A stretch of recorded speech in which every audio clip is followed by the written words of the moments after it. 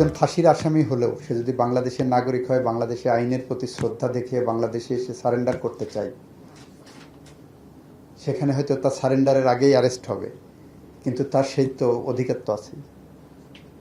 আসলে আসবেন, আইন তার নিজস্ব গতিতে চলবে, সেখানে তো আমাদের আইনের ব্যত্যয় করে আমরা কিছু করব না।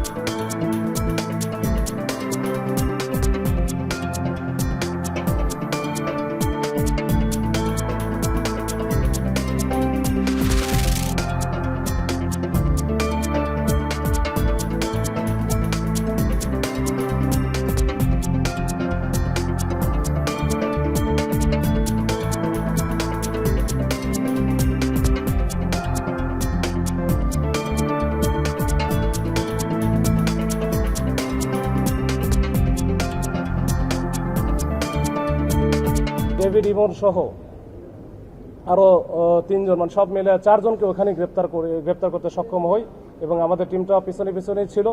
তো পিছনে ওখানে গিয়ে আমরা পরবর্তীতে শনাক্ত করতে পারি যে ডেভিড ইমন সহ আরও যে 3 জন আছে সবাই আসলে তারা ক্লোজ অ্যাসোসিয়েটস এবং এরা কিন্তু একেবারে ওই যে শুটার বলা যায়।